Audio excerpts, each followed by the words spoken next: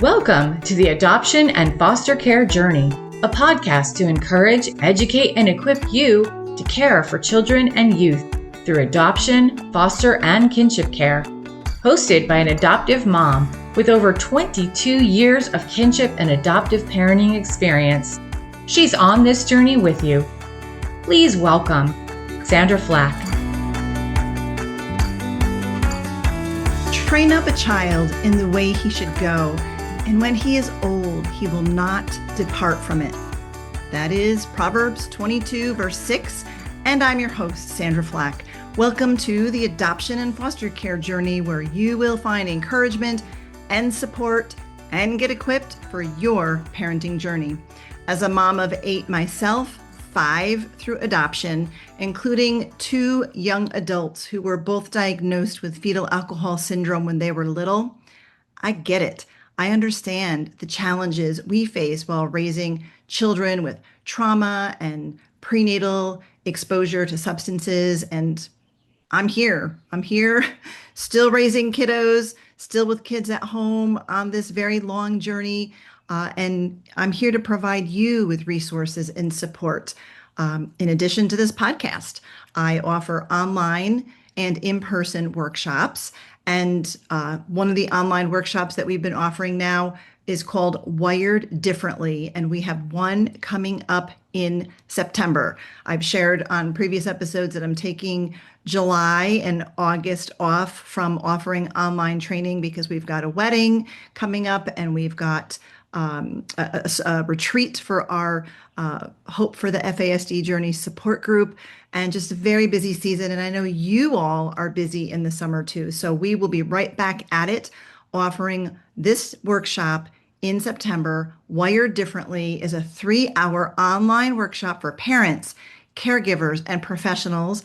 We utilize the Facets neurobehavioral approach, and we will focus on the impact of trauma and prenatal exposure to alcohol on the brain and body, and unpack the primary, secondary, and tertiary symptoms of brain-based differences, including FASD. So you might not even know if FASD is a part of your child's history, but maybe you have other diagnoses. Maybe it's ADHD. Maybe there's an autism diagnosis. Maybe you're seeing the impacts of trauma. Maybe there's another brain injury. Maybe there was a lot of maternal stress during pregnancy. Whatever is going on, and you're dealing with those big behaviors. It may be trauma. It may be from prenatal exposure to alcohol or other substances. It could be any number of causes, but the behaviors are really symptoms of a brain that works differently. So in Wired Differently, we not only unpack the impacts of these things, but then no matter what the case may be, no matter what's driving the bus, so to speak, whether it's trauma, whether it's FASD, or whether it's all of the above, right? What I teach with the neurobehavioral approach works no matter what the cause is, no matter what where the behaviors are stemming from. So it's definitely a workshop that you will want to take advantage of.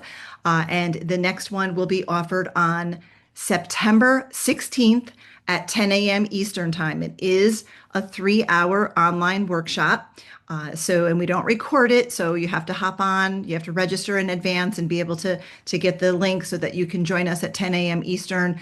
And there'll be a link to where you go to register in the show notes. So reserve your spot today. You will not regret it. This will be definitely very important tools going into your toolbox for your parenting journey. So in addition to the online training, love to connect with you, and I often travel and speak and teach, especially on the topic of fetal alcohol spectrum disorders. So I will be in September. I will also be at the Christian Alliance for Orphans annual summit. This year we will be in Atlanta, September 23rd through the 25th. I will be doing a coaching room, and I will also be doing a meetup where parents can come and connect with me. We have an assigned room for that. I think we're calling that one Hope for the FASD Journey. So if you are a parent or a parent of a kiddo, with prenatal exposure to alcohol. You're on this FASD journey. You want to connect with other parents also on the journey and connect with me for a time of sharing and a time of prayer. You'll want to meet up with us at CAFO. So I hope that if you've never been to CAFO, it is an absolute must to attend. I think this will be my, I don't know, like 15th CAFO experience. Highly recommend. And if you're there, come and find me. Not only will I do the coaching room and the meetup, but I'll also have a table in the exhibitor hall where we can connect and you can grab some of our great resources. And then in October, October 15th through the 17th, I will be at the Replanted Conference for Foster and Adopted Parents in Chicago. And I'll be doing 3 breakout sessions there, FASD, trauma, all the things, as well as a soul care session. So I hope that you will check that out. And I do have room in my calendar if you are looking to see if I'm available to come and speak at your conference or your retreat. Reach out to me. My email address is in the show notes. Super simple. It's Sandra Flach at justicefororphansny.org. I do check my own email. So if you email me, I will be the reader of it. And you know what? Send me an email, even if you just have a question or a comment for the podcast, because I typically do every month or so, I'll do a FASD Q&A. And then so I get some of those questions as I hear a lot of the same questions from people, I will address them in a Q&A. So reach out whether you want to schedule me for a conference or an event, or even if you just want to ask a question or give me a comment, give me some feedback about what this podcast means to you. My email's there. Feel free to reach out to me anytime. So as the other resource that I want to share with you about is my newest book, my devotional. It's called Soul Care Saturday: 52 Devotions for Foster and Adoptive Moms. And one of our readers left a wonderful review. And I just want to share the review with you. So maybe it will resonate with you. This is what Kristen writes. She says, "I found this book to be so encouraging. As an adoptive parent, it is so refreshing to read a devotional where the author really understands the struggles we go through.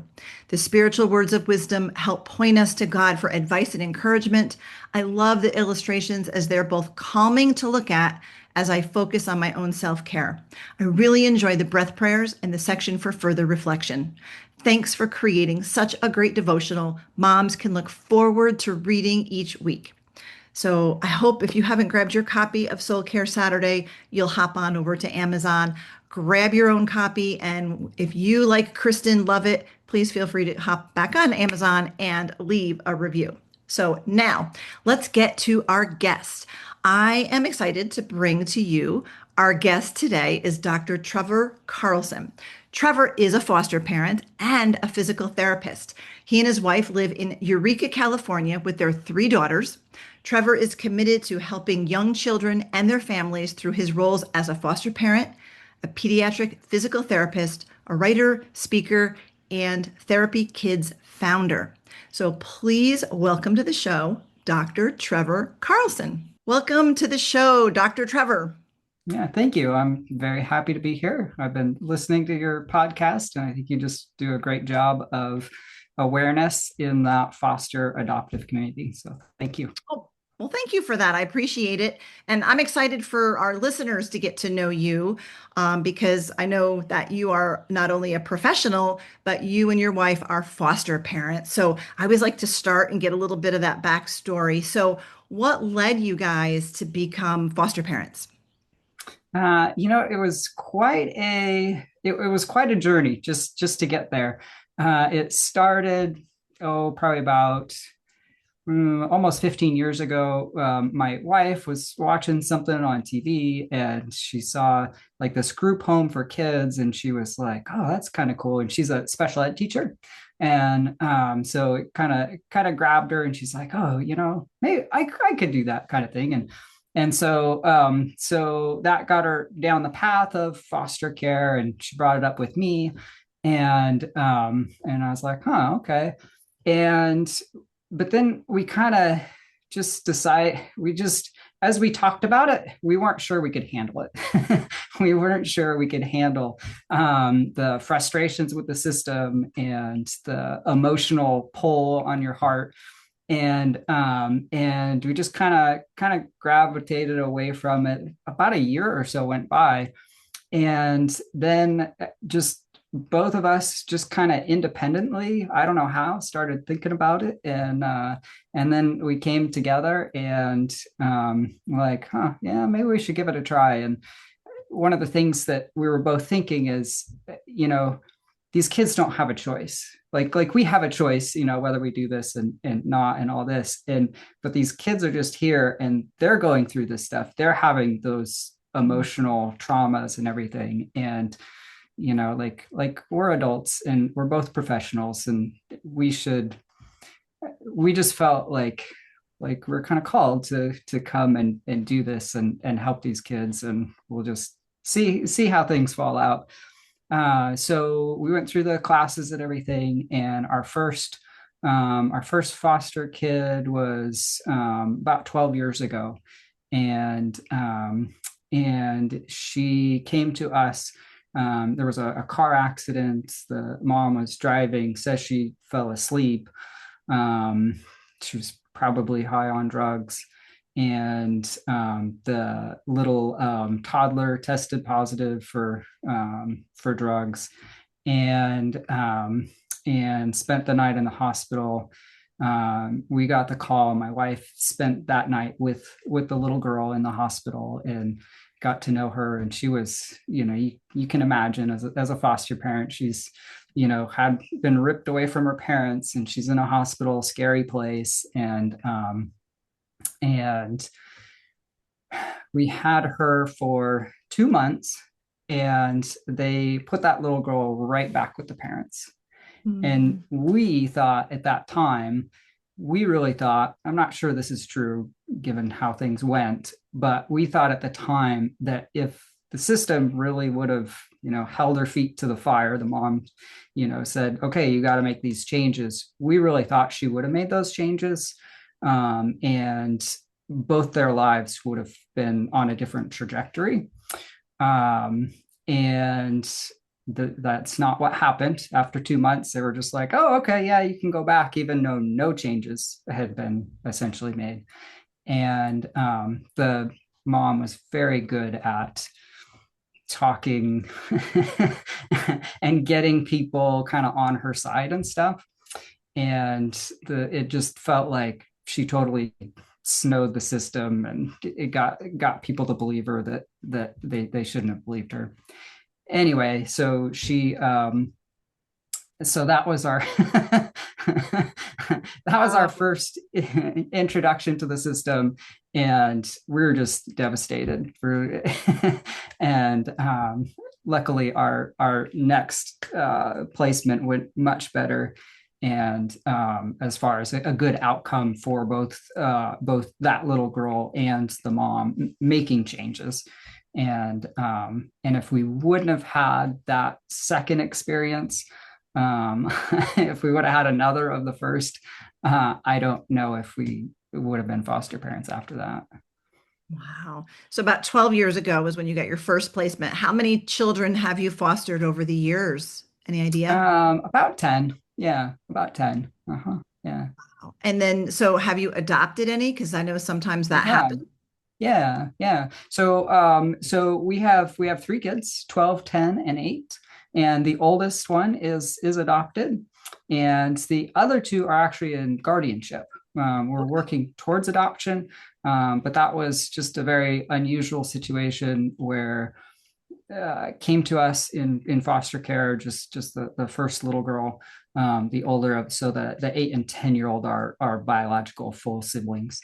And so she came to us, and then the other one wasn't born yet. And then mom was doing well. Mom and dad were doing well. And so after, a year and a half, then she went back to them. And we had a good relationship with those parents. And so we were continuing to see her on the weekends. We'd take her on the weekends, and that was, one of those ideal foster parent relationships that you don't always get. And then, but then after a while, they weren't doing so well again. And then they had the younger daughter, and then they both came into foster care. And then they went back. This time the dad's kind of out of the picture. Mom's doing better. And again, we were keeping in contact, taking them on the weekends. And then there just got to a point where it was unsafe, and we didn't have any rights at that point because we weren't foster parents. But we said, we're we're gonna take these. There was, she let us take them for a few days and everything, and then we just kind of were like, yeah, we're gonna we're gonna keep them, and we had no legal standing or anything. But she agreed. She knew that things weren't safe. And then a few months after that, we got paperwork for guardianship. Wow. And so are you in the process of adopting? Yeah, we've talked to the lawyer. After it's been a couple of years, you have more standing to move to the adoption process. And so we're working with a lawyer right now to try and make that happen. Yeah. So Dr. Trevor, you're a doctor, you're a physical therapist, a pediatric physical therapist. Yeah, pediatric physical therapist. Uh-huh. So you're a professional, right? You work with children, you work with babies. Has there been anything that has surprised you on your foster parenting journey that you would have thought as a professional, I got this? Oh, I kind of went into it expecting it to be hard. And so I think more what I see is that being a foster parent has really helped me on the professional side of things. Mm. So, for instance, just having a much better understanding, because I don't think most people really understand foster care very much. And, they kind of have a vague idea of what it is, but they definitely don't know what it entails day to day. But even there's a lot of ambiguity in their thinking around like what the terms of it are and what it really means, and whether the kid's going to go back, when the kid's going to go back, what that looks like, dealing with the parents and visitations and all those things.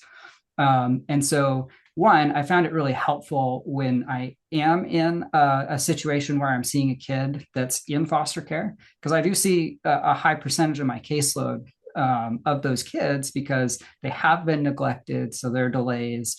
And so, but it's allowed me to connect a little more easily with the foster parents because I have an understanding of what they're going and their kids. And so, so that's been helpful. It's also given me a little different perspective on development. In my book, I go through like 10 chapters of different developmental milestones from newborn all the way till walking. And 5 of the 10, I use a foster care example. And the reason is because a lot of times, those are more typically developing kids than like the kids with Down syndrome or those types of syndromes that I'm seeing. And so they can make quicker progress once they get in a really good environment. There are often times where they still have the trauma and those sorts of things, so that can slow down their development.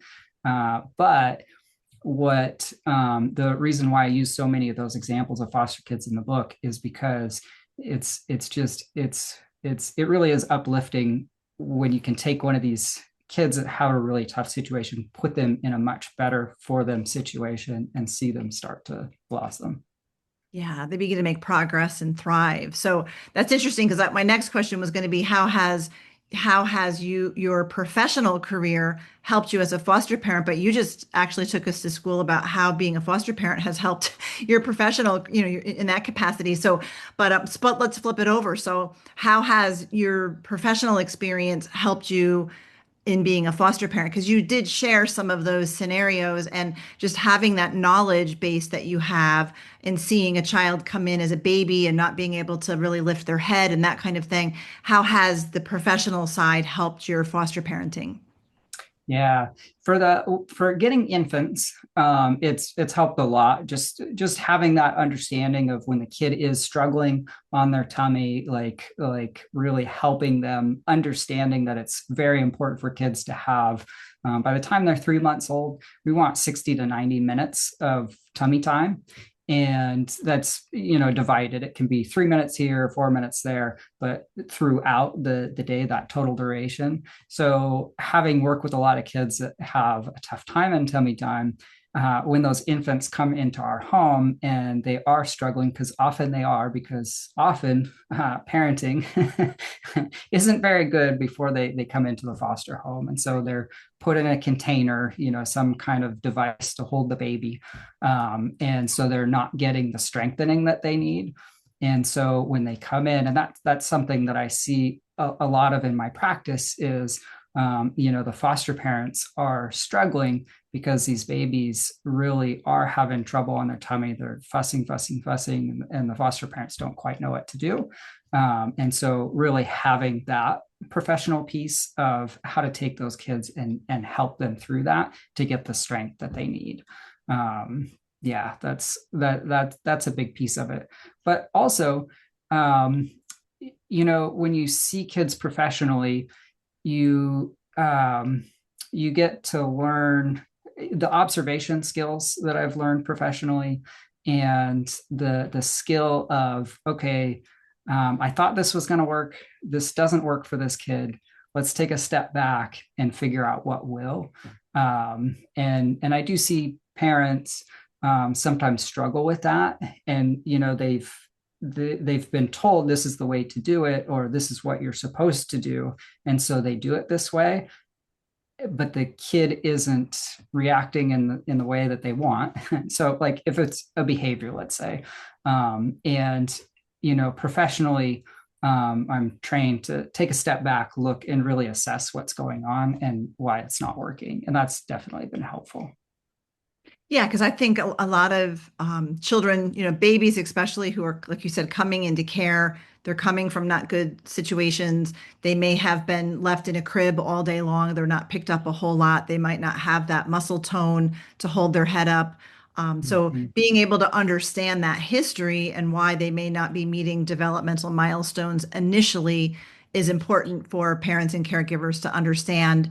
Because it can, we can kind of come in as parents, because I know, we had three biological children before we did a kinship. We had a guardianship situation similar to yours, but she was a relative, and she came in, she was 8, so she wasn't a baby. But, some of her behaviors and things, because I already had 3 other children who were, 2 were, well, one was older than her, one was her same age, and then one was younger. So I felt like I know milestones, I know what to expect here. And then I would see certain behaviors and certain things going on, and feel like, well, this is wrong. This needs to be corrected, or this isn't, this child's not meeting my expectation, or I'm seeing these behaviors, but I'm misunderstanding them because I'm thinking of them as like willful disobedience and things like that. This child seems to always be doing the opposite. Like if I tell her don't do this, she does it. If I tell her you need to go do this, and she does, that kind of thing, without really understanding the history of the trauma and what she came out of is what was really driving those behaviors. And I'm sure it's the same thing, even like, with the physical milestones. If you're fostering or even adopting, and you adopt a baby, and they're not meeting those milestones, it's important to understand the reasons behind it, and that, that connection building is so important. I know you get into that in your book, because they can make great progress, but they need that connection and that support. Tell us a little bit about that. Yeah, and so I talk about in that first chapter, a foster little baby that comes to us, and she had a torticollis. So that's when the baby starts getting tight through this muscle in the front of their neck. And so they get a little different position of their head, and if it goes on for enough, then they can't look the other way because it starts to really tighten up. And so it's something that we want to address. Pediatricians are pretty good at looking for torticollis and identifying it. And so when that little baby came to us, she had been in containers, and she was having a torticollis, and we got her when she was 2 months old. And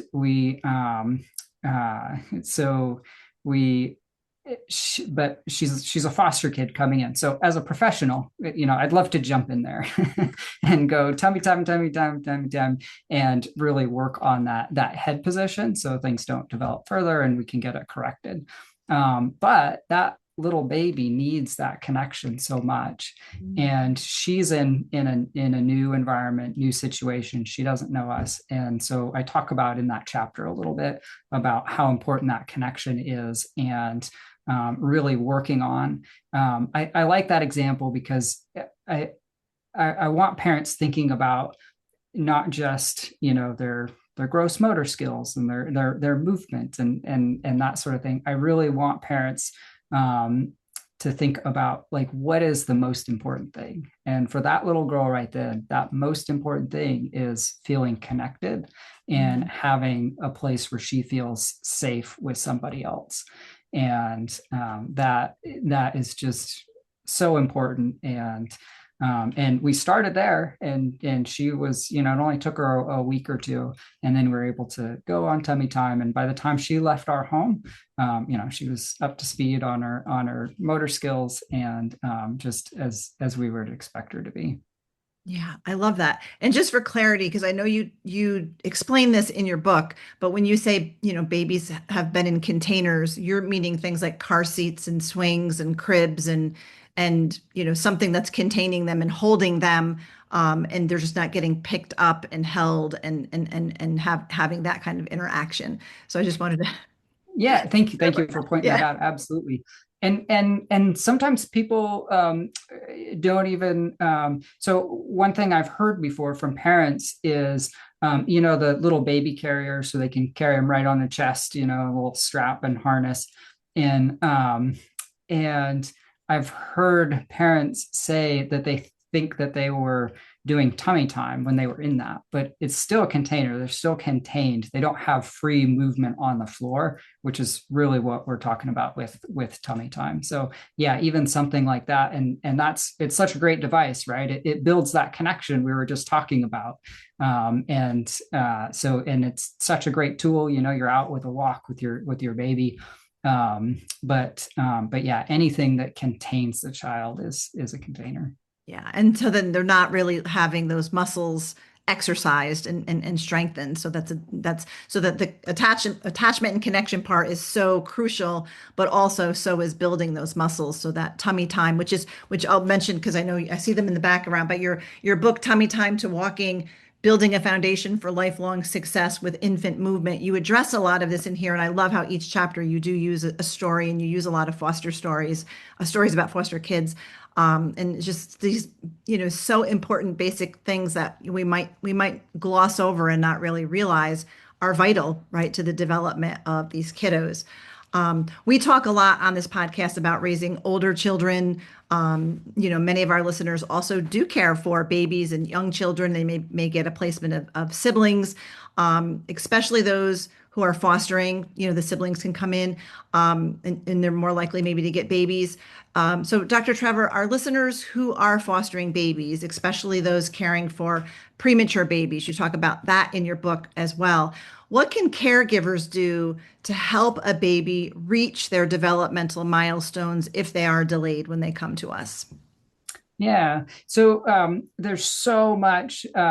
Babies grow so much. It's really amazing. They go from newborn, not being able to hold their head up, all the way to walking in about a year or so.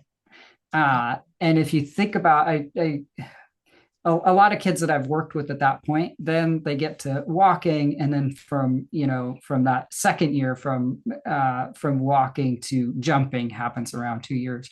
And it just looks like the progress just slows down so much because there's so much that happens that first year.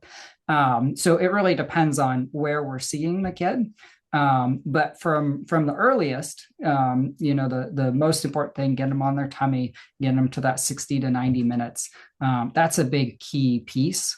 Once they start getting that strength, then the development usually comes there. If they're delayed, the first milestone that we really see is rolling. And so when you get to rolling, if they're not rolling over, so they should start rolling over 3 to 4 months. They should be rolling over both ways by 6 months. If they're not, they're definitely behind. And again, pediatricians are usually pretty good about identifying that milestone in particular. So make sure you're having that as a parent, having that discussion with the pediatrician. But there are definitely things you can do to help kids with rolling. So just get down there on the floor and playing with them, holding the toy over, get them to, they've got that big, huge head, proportionally. And so just, if you can get that head to turn and turn and turn, and eventually you can get them to roll. So if you can get their attention visually on something that they really like, there's a lot you can do. And there's different techniques for that. But that's the big picture of it. Another thing that I see is kids will get into sitting, and then they're sitting up nicely, and so parents think, oh great, they're sitting, but they're not realizing that moving in and out of sitting is actually the more important thing. If to sit doesn't actually take that much. You can stack the vertebrae one on top of the other, and just be stable and static. But what's hard is controlling that movement in and out of gravity. And so that's something that I see that a lot of parents need a little more awareness of, and some steps to work on that. And the first way to work on that is just with reaching when they're sitting. So instead of placing things directly in front of them, place them to the side, so they're starting to reach one direction and then the other, and that helps them turn and rotate their spine, and then get them towards that position that's going to help them get down out of sitting. And then from there we go into crawling, and that's something that there's more and more controversy around. So with crawling, the American Pediatric Association actually took crawling off their developmental milestones a couple of years ago.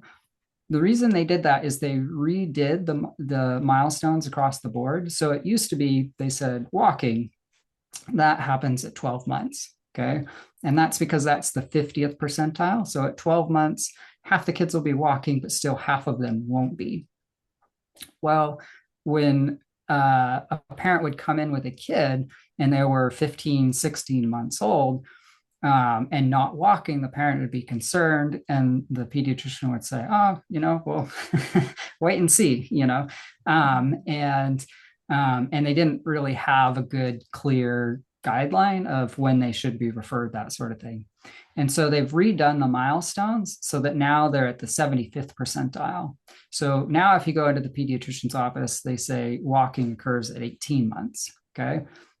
It's confusing because it's different. What it was 12 months, now it's 18, but kids haven't changed developmentally. It's just that now they're going by the 75th percentile. And at that point, that gives a clear delineation of, okay, if they are not walking at that point, then they need to be referred right away. Okay. As somebody working with those early kids, that's not great, because they're already at that point. They should have been referred before, but hopefully the earlier milestones were flagged, and they do come see me before they're 18 months and not walking. But also, just in the system we have, it takes time, right? The referral doesn't happen instantaneously. It'll be like in my area, it'll be at least a month after the referral to when they come and see me just for the evaluation. And then if they qualify, it's going to be another month before they actually receive ongoing services. So there is that. But new milestones do give that clear boundary of, okay, it hasn't happened by this point, then let's refer. The other complicating factor with crawling is that there's a big range of crawling. So they couldn't find a really good 75th percentile, because the range of crawling occurs anywhere from 6 to 12 months. On top of that, crawling there's different ways kids crawl. So there's belly crawling, there's getting up on their hands and knees. We call that creeping, but most people just call it crawling, right? But it's crawling up on their hands and knees. And some kids do skip crawling.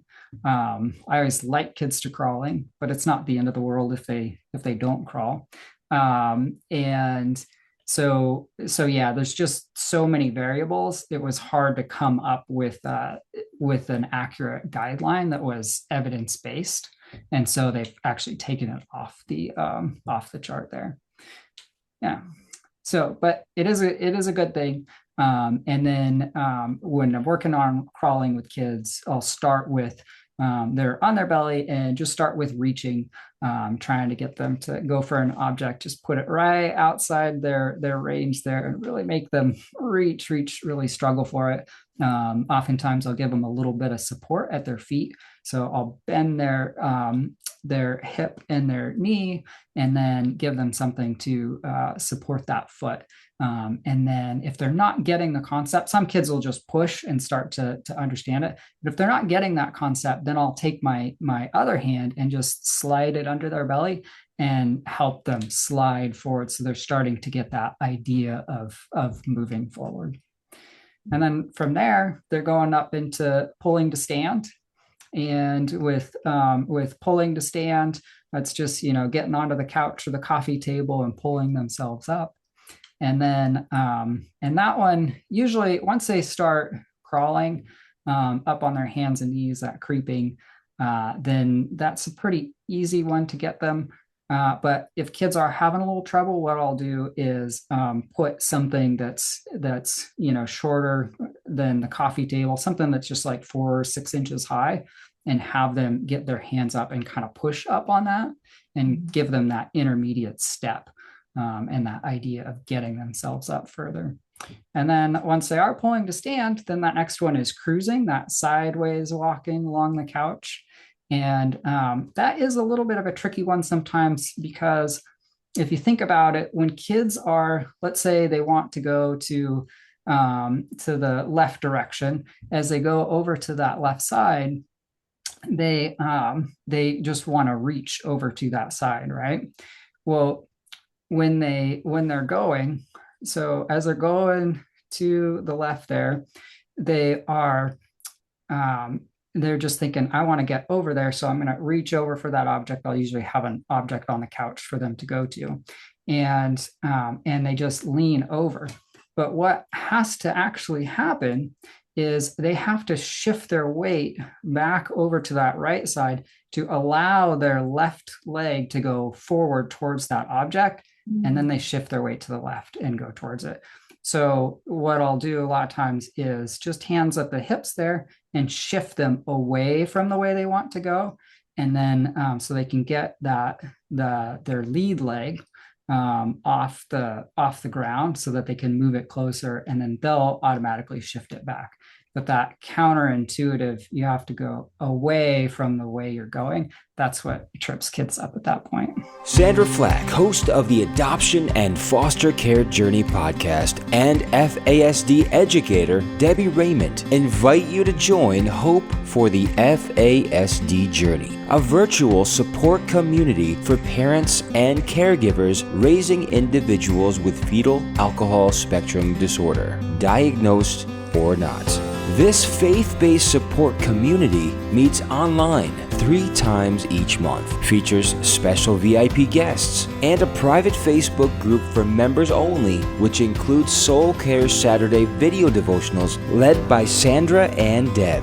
Both Sandra and Deb are adoptive moms raising kids with FASD and facilitators of the Facets Neurobehavioral Model. For details and to register, visit justicefororphansny.org/hope-community. That's justicefororphansny.org/hope-community. So, one of the things, Dr. Trevor, that I was thinking about is when I'm an older parent, so I have biological kids who are like 37 and in their 30s. And I remember when I first had kids, it was, put them to sleep on their bellies. That was like the big thing. And then I think by the time I had my third one, it was like, oh no, the belly's not allowed. You have to put them on their side.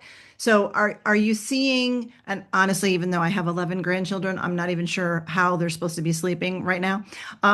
So you probably can tell us, maybe it's their back, maybe it's still their side, but has any of that direction to not have them on their belly to sleep, has any of that sort of impeded the tummy time, right? Because a lot of babies right now, I'm finding, they don't like, that's what I hear from, about my grandkids, he or she doesn't like being on their belly. Is it because they're not used to that? They're not really taught, parents are told not to put their babies on their bellies? Yeah. No, that's exactly what happened. So it used to be most people in this country put their babies on their bellies. And they were seeing incidents of SIDS, that sudden infant death syndrome. And then somebody realized in Hong Kong, the babies had a much lower risk of SIDS. And they started looking at how the babies were cared for, and those babies were always put on their back to sleep. And so somebody figured that out. And then there's been a big push in the 90s was a big push for back to sleep, is what they called it.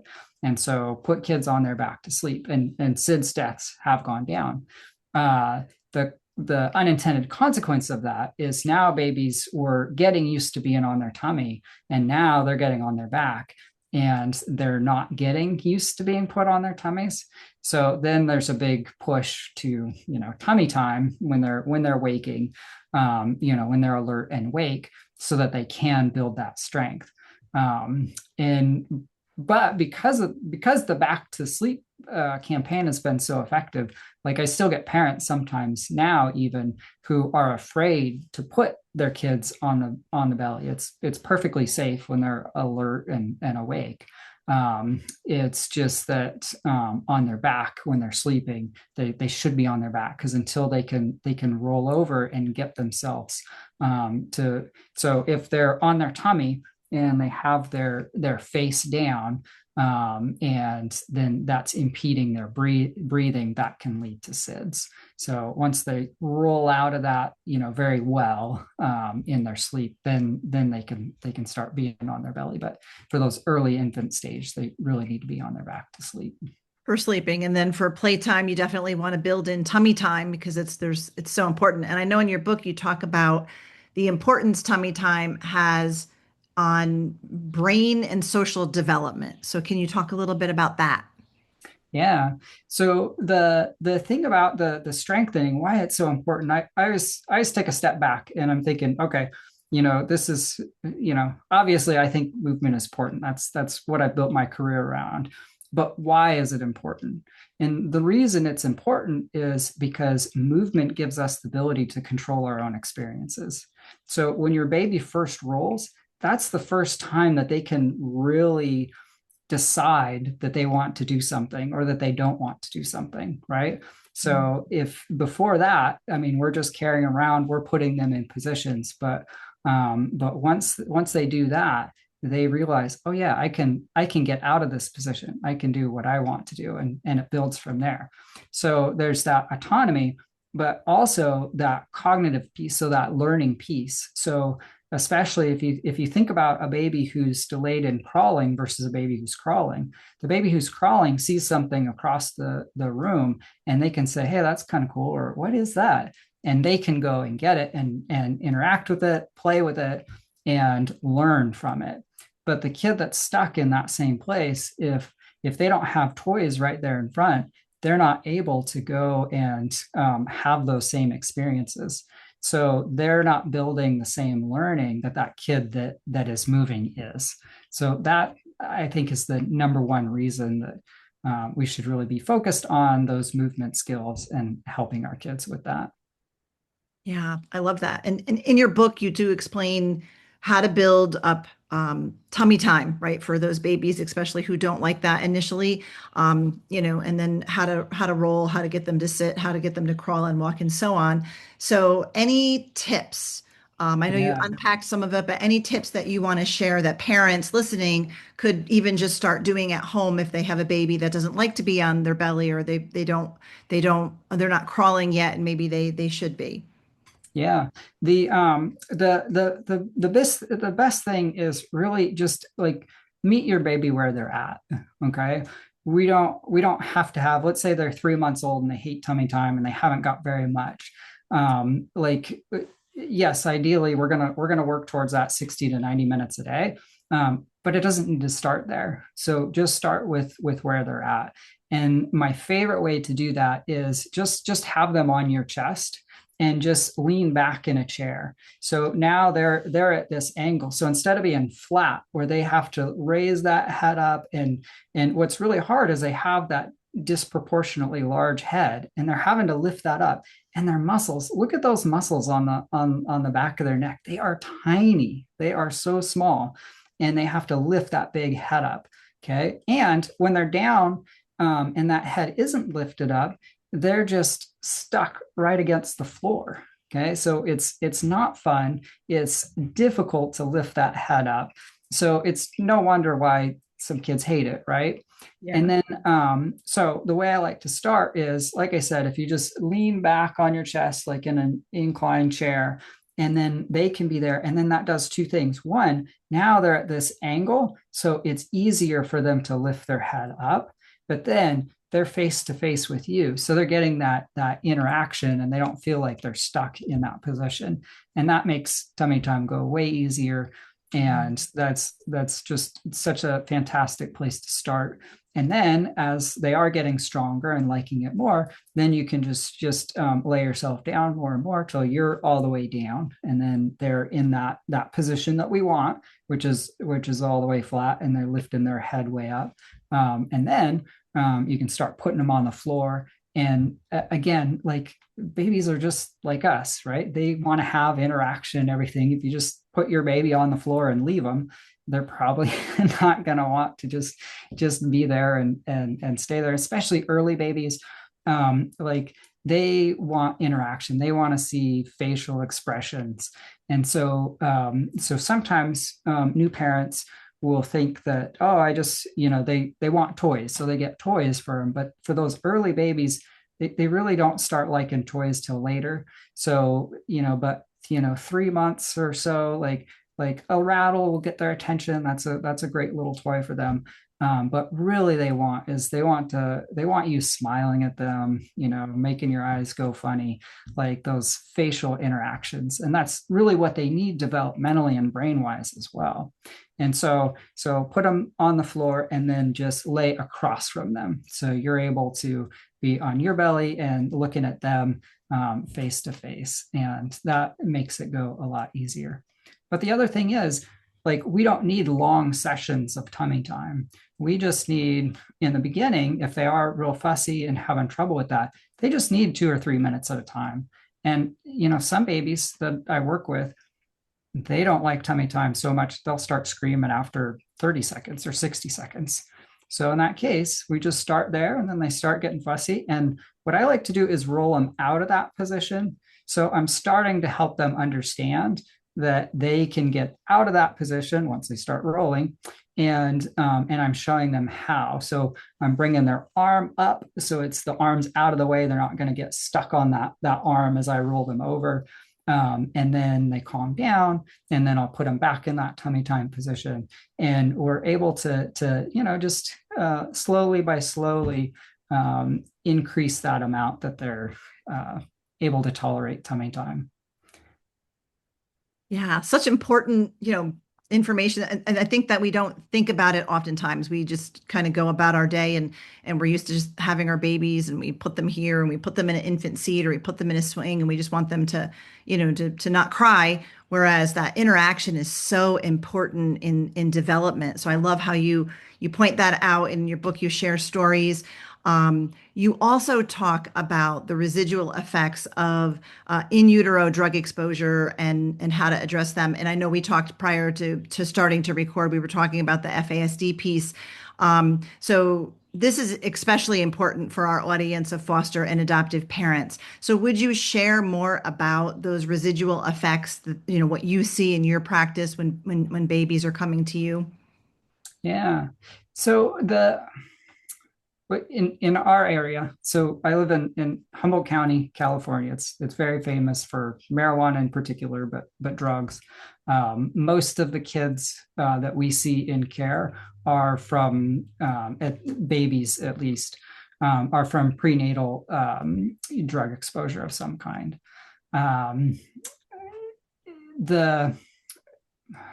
Yeah. So if you think about it from a brain building level, right? So when the baby's in the womb and they're getting some kind of drug, right?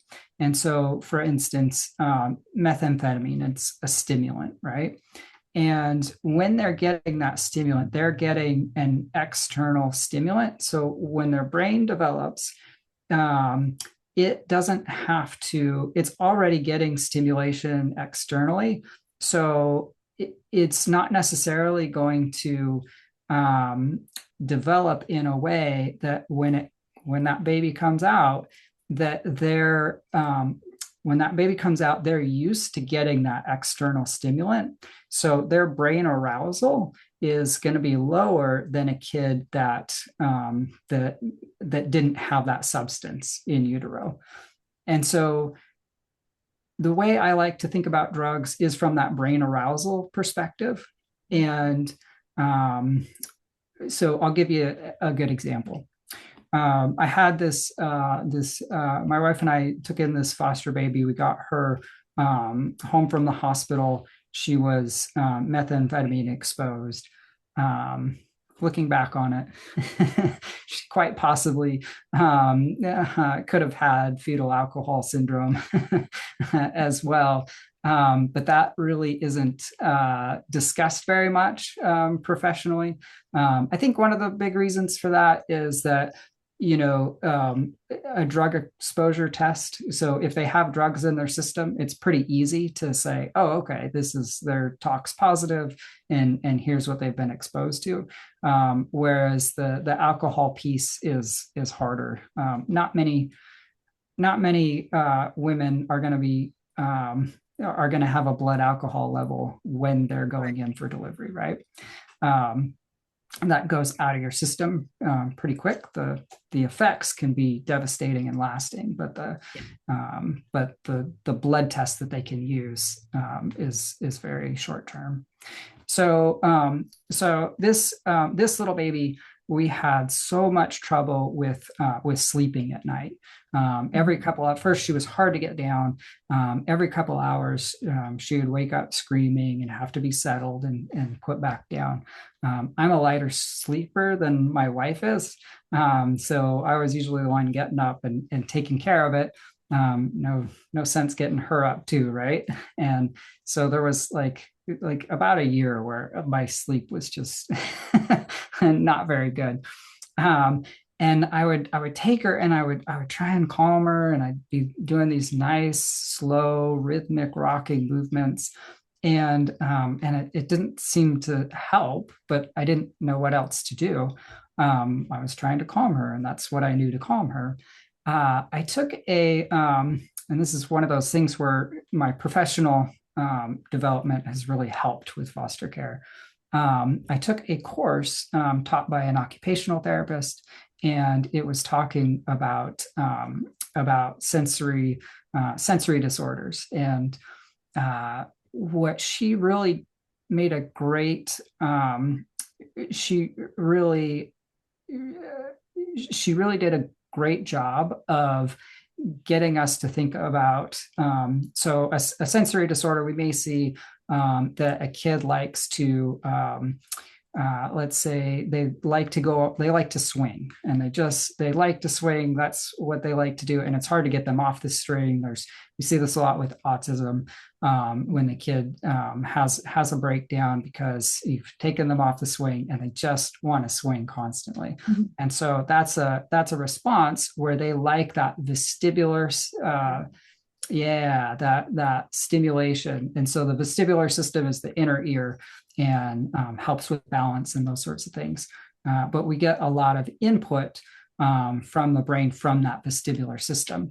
And so as kids are developing and they're learning how to take information from those systems, then we see things like that sometimes, where a kid really likes the swinging, doesn't want to go off. And what this occupational therapist, she made the point in there that, okay, that's the symptom that we're seeing, but really the cause is what's going on in the brain. You have to look at the brain to understanding what's happening in those situations. Right. And so like that kid that wants to swing and keep giving himself that vestibular information. So what is going on at the brain? And when you look at the symptoms, you can infer what's going on in the brain.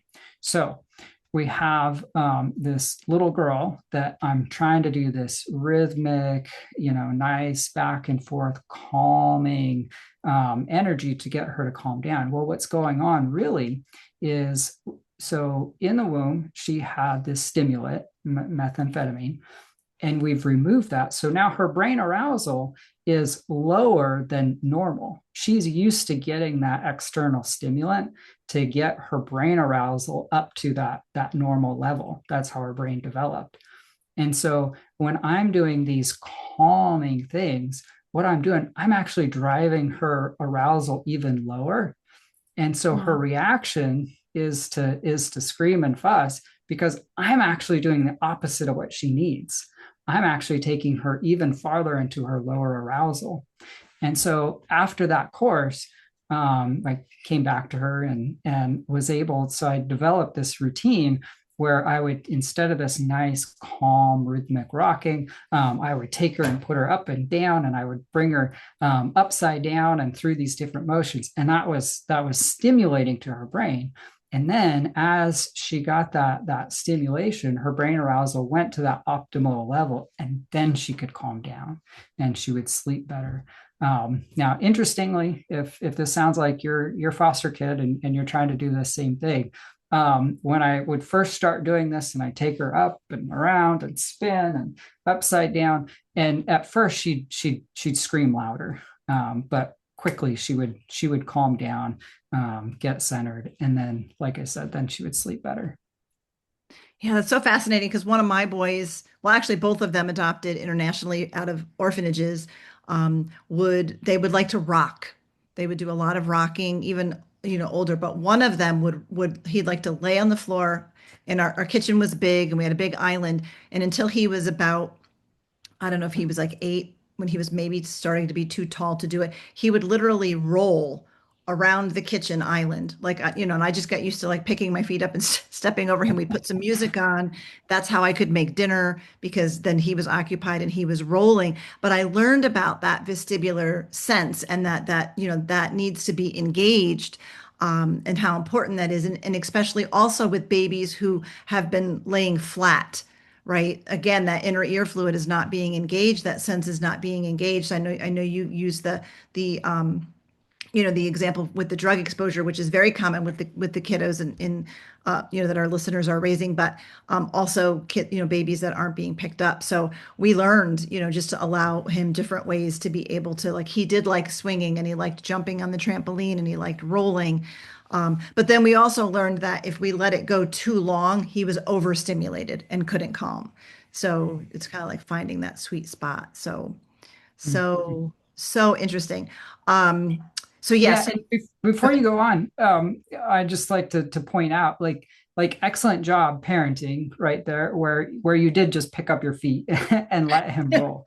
And because it's sometimes when our kids are not doing what we think they should do, it's easy to no, stop that, but that was him trying to get that stimulation that he needed. And even if we don't always understand it, trying to give them the grace and latitude to do that. Yeah, and there's always a reason behind the behavior, right? We have to think about the brain and what's going on, and what the behavior could mean. So yeah. So again, your book. I want to make sure for our listeners who are watching. I guess you'd be viewers if you're watching on YouTube. But Tummy Time to Walking: Building a Foundation for Lifelong Success with Infant Movement. So when we're with Dr. Trevor Carlson. So Dr. Trevor, why did you write the book? Yeah. So I so to go all the way back, when I got into PT school, my wife said I should work with kids, and I thought she was crazy. And I said, no, you just say that because you work with kids. You think everybody should. And she said, no, I think you're good with kids. I think you should work with kids. And as I got through PT school and started having experiences in pediatrics, I realized she was right. And so I wanted, by the time I graduated, I was like, okay, I want to do adults half and kids half. And as I went through my career, I started gravitating more and more towards kids. So there was an opportunity. The only place that at that time in my area was hiring for pediatrics PT full time. Was California Children's Services, and it's a great program for the kids who qualify. But after a couple of years, I started realizing that there were all these other kids that were not qualifying, and there just wasn't a PT in the area that could really, that had the understanding to work with these kids. And so after a couple of years at CCS, I started my own business. Not something I thought I would do. I always thought I just wanted to work for somebody and be a PT. And but I saw the need, so I went back to working with adults 4 days a week, and I started the business 1 day a week, and just eventually it grew. And so I was after a couple of years, I was full time in my own business there, and I was getting these kids that wouldn't have otherwise before been able to qualify for PT. But what I realize now is, as I was helping that need in the community, there were these other kids that didn't qualify for therapy. And so there were these kids that they didn't have the need to get that one-on-one physical therapy. But if their parents just had a little bit more information, like, it would really help their development. And so that's why I started writing the book. And it's been really neat to see that, and to be able to, for one, I'm thinking of the mom really came to me and wanted me to see them, but she didn't qualify.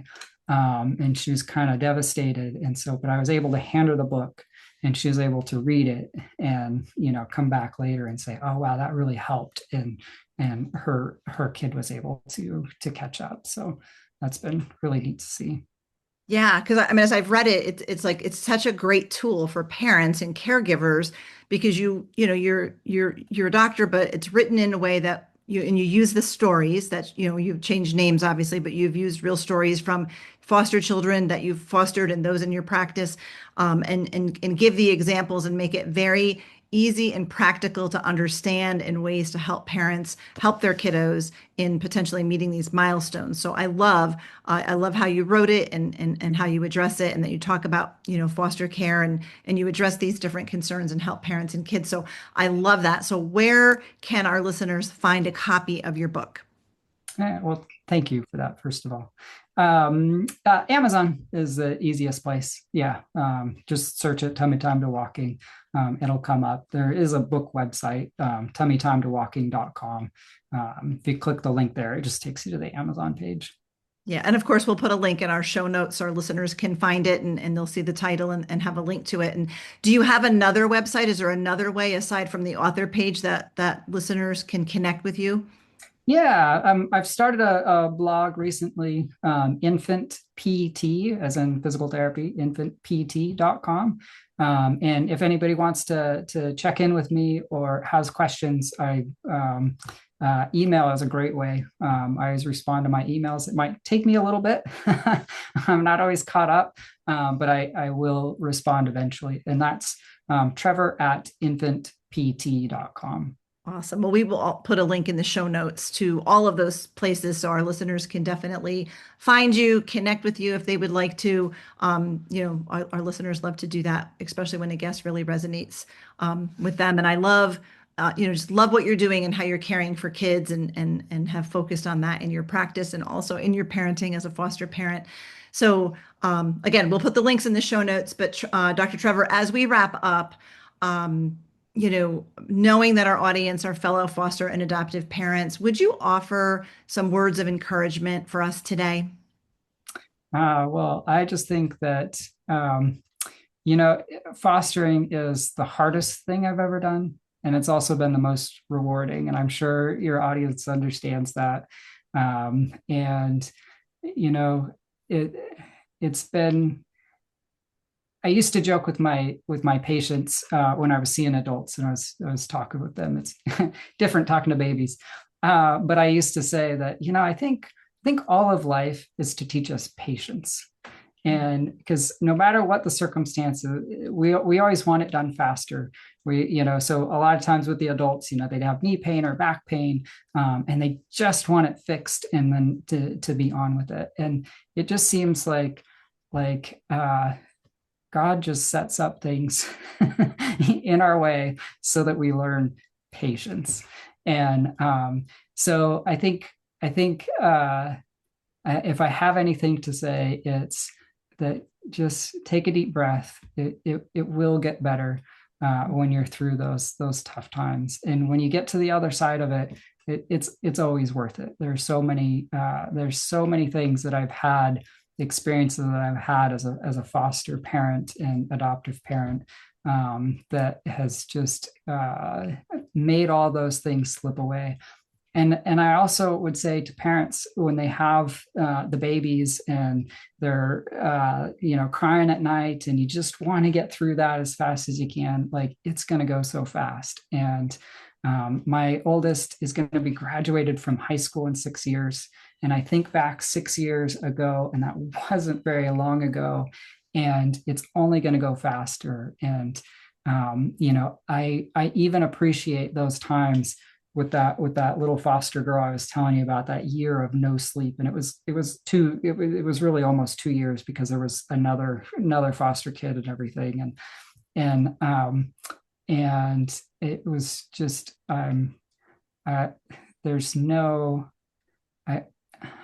I'm it was a good experience for me, and I don't have any animosity towards it, or you get on the other side of it and you only see the blessings. Yeah, definitely. And it is a journey. It's a difficult journey, and we do learn patience as we go. I had a woman once tell me, "Oh dear, don't ever pray for patience because you're not given patience, you are taught patience." I was like, "Oh, I don't know if I want to learn them that way, but but it's definitely a journey and there's so much to learn. And I thank you so much for sharing your expertise with us today, all that you're doing to help support children and families and babies. And then, through your book, being able to reach even more people who need that help and who maybe don't qualify to actually see a doctor, but need those practical steps that we can all be doing with our babies at home. So, and for being a foster parent, thank you and your wife, for all that you're doing there. So thank you for sharing your story, for writing your book, and for your advice and expertise today. Well, thank you so much for the conversation, Sandra. I really enjoyed it. Thank you so much. And as always, thank you for listening to the Adoption and Foster Care Journey today. I hope you found my conversation with Dr. Trevor Carlson helpful. I know I learned so much, and I'm old and have grandkids and still learned so much. We're here to serve you. Make sure that you check out the links in the show notes so that you can find his book, Tummy Time to Walking, on Amazon. Check out his website. Really wonderful stuff. And even if you know, maybe you're not fostering or haven't adopted babies, maybe you know others who have, it's a great resource for anybody who's caring for babies. Would highly recommend. So make sure that you do that. In addition, we are, as always, offer our online and in-person workshops for brain-based differences and, of course, FASD, one-on-one parent coaching if you are caring for or raising a child who is prenatally exposed to alcohol, whether or not they're diagnosed with an FASD. We have one-on-one parent coaching. And, of course, one of my favorite things is our Hope for the FASD Journey online support group.